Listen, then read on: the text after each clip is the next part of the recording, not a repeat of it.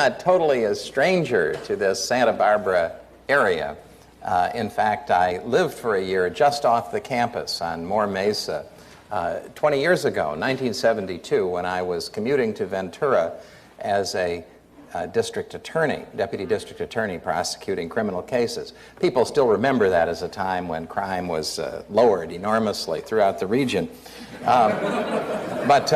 On weekends, I would be up here, of course, at home, and I used to go bicycling through the campus, and one of the things that I remember was that on weekends there weren't a lot of people on the campus, partly because there's so many other wonderful things to do. So I had a feeling that it would not be an absolutely packed house on a beautiful Sunday afternoon in Santa Barbara, but I'm very glad to see all of you who were able to come out. As you know, I am a sometime criminal lawyer and a professor of law, especially criminal law, at the University of California. When I teach my students about criminal law and police procedure, I try to give them a feeling for the ways that different actors in the system think. So that I talk about judge think, and I talk about cop think, and I talk about suspect think. You know, so that if you have a situation, for example, that there's a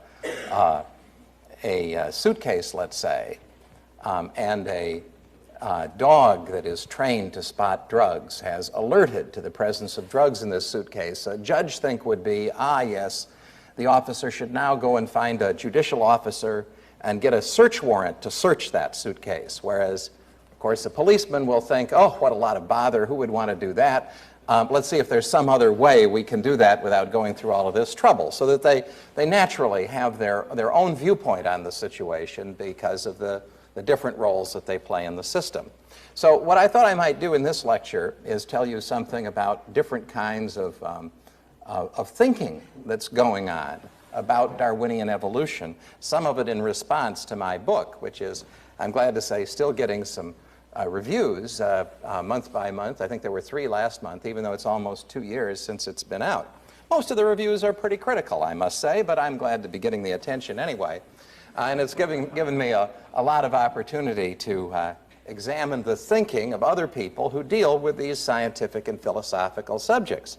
So I'm going to tell you about skeptic think, that is, skeptics with regard to Darwinism. That's like me. I'll tell you something about scientific reductionist think. I'll tell you something about philosopher of science think, to give you a sense of the way that different people are coming to grips with the problems that have been identified with the reigning scientific paradigm that tells us how we got to be here.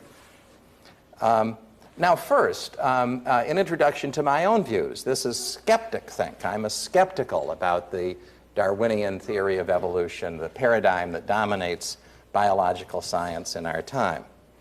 Now what does that mean, and what is one skeptical about? Well, the first thing that this skeptic does is to identify the issue. What is the question that's important? What is it we need to think about? And in that case, there are some things that aren't very important. For example, somebody will say, well, does evolution occur? Well, that depends what you mean by evolution. One of the most prominent examples of evolution in action that all of the books cite is the breeding of domestic animals, or of selective breeding of plants. So you have dog breeding, for example, that gets us all these Chihuahuas and Great Danes and whatever.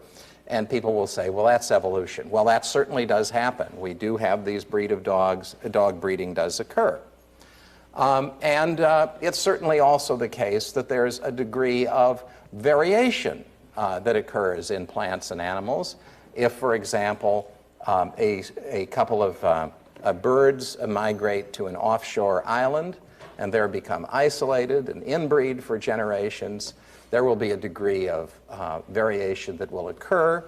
The processes of migration, inbreeding, mutation, genetic drift, natural selection will produce varieties or even new species of birds which are somewhat different from the mainland population of a similar bird. So Evolution in this sense is not really an issue. It's an observable process. It's an easily inferable process, and it's no big a problem. The question that a skeptic is interested in is the big question. How do you get birds in the first place? The most famous example of evolution in action that is cited in all the books, that is the most famous proof of the process of Darwinian evolution by natural selection, is the case of the peppered moth in the Midlands of England. During a period of time, there was a population of moths which had predominantly light-colored moths in the population, a minority of dark-colored moths. But when the trees were darkened by industrial smoke, the number of dark moths rose and the number of light moths, relatively speaking, declined. So that for a time you had more dark moths and fewer light moths. And then when the trees became light-colored again, due to cleaning up of the air by air pollution laws, the birds could see the dark moths against the light trees better, ate them with abandon, and you had a return to the pre-existing population. A variation in the number of light and dark moths. There were light and dark moths throughout the period of time. Nothing new appeared, nothing was created. And that's uncontroversial. What the skeptic wants to know is, how do you get moths and trees and birds and scientific observers in the first place? And that's the question that we want to know. How do you start with a simple bacterial cell and over a period of time, as the theory claims it has happened, you get a complex plants and animals through the operation of nothing but purposeless material natural processes. That's what's supposed to happen. What the skeptic wants to know is that true? Do we know how such a thing can happen?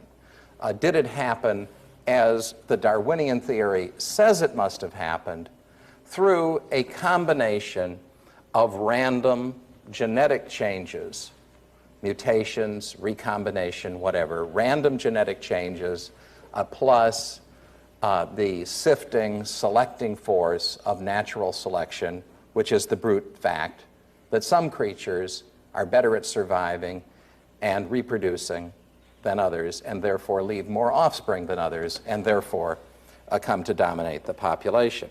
So that's the question the skeptic wants answered. And how did all of this come about in the first place? How do we get from very simple things to very complicated living things, eventually to ourselves? Indeed, how do we get life started in the first place? Now, in order to focus on that question, this skeptic has found that it's almost essential to adopt a new vocabulary. And the reason is that the old vocabulary is calculated to divert attention from the main issue. Because the old vocabulary speaks of evolution. And evolution turns out to mean just about everything except the strictest form of six-day, young earth, biblical, fundamentalist special creation. Evolution means dog breeding. Evolution means the variations in the shapes of the beaks of finches on the Galapagos Islands, the variation that occurred, as I've indicated, following migration from the mainland. One eminent professor of my acquaintance told me that I must be completely wrong. The theory of evolution must be true because there are flightless birds on Hawaii. He said those birds obviously migrated from a mainland somewhere, and due to inbreeding in Hawaii, they lost the ability to fly, and yet nonetheless they survived until predators were introduced to the islands in the 19th century following their discovery by European explorers. And then the flightless birds became extinct. Well, isn't that evolution? Well, of course it is. But what we want to know is not how a bird which was able to fly could become so degenerate as to lose that ability, but rather how birds got the ability to fly in the first place, how they became birds. So the word evolution inherently distracts attention from the main question. If you say, I want to know how you got birds in the first place, somebody will say, well, the answer is evolution, and look at that breeding that's done. Look at those variations that appear. That's evolution, therefore that's the answer. Evolution means everything from the smallest variations to the grand creation story of how we got complex plants and animals in the first place. So what I do to try to put attention on the main point is to put aside that misleading word evolution and to speak of what I call the blind watchmaker thesis. Now, the blind watchmaker thesis comes from the title of a book by Richard Dawkins, the eminent Oxford University zoologist. And Richard Dawkins tells us at the beginning of that book that living things appear to be extremely complex entities which look as if they were designed by an intelligent creator for a purpose. That is to say, that they look as if they were created by a supernatural being. But, says Richard Dawkins, they were not, because we know that the forces of random genetic change and natural selection, purely unintelligent material forces, were in fact capable of doing all of this creating and did do it. That's the blind watchmaker thesis, the thesis that random genetic change and natural selection, rather than pre-existing intelligence and purpose, is behind the existence of all of the extremely complex plant and animal beings, including ourselves, which now populate the planet. Now, it's that thesis, the blind watchmaker thesis, that the skeptic wants to look at, because that's the important thesis. That's what really matters to people. It doesn't have tremendous importance outside of the scientific classroom or laboratory itself, whether you can get a degree of variation in created things which already exist. It's significant that we can breed dogs to get varieties which are particularly good hunters or show dogs or whatever. That's important for people who love dogs.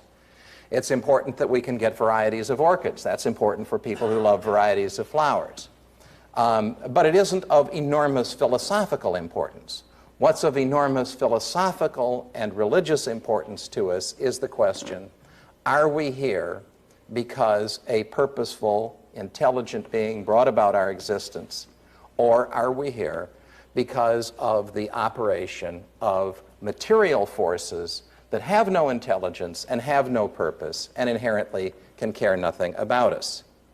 Biological science, in the form of the Darwinian theory, purports to have answered that question. So is the blind watchmaker thesis true? Now, this is the question that the skeptic wants to ask. Now, the skeptic will again find a great deal of difficulty in asking that question. I've told you of one form of difficulty that will be presented.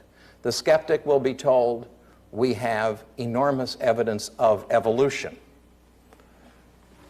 The subject will be changed, you see, to provide something simple, something minor, which can be proved. That will be called evolution, and evolution is the answer to how we all came into existence too, and so there's an end of it. Well, we'll put that aside. We've already seen that the word evolution can't be used as an all-purpose answer to the question, how did we get here?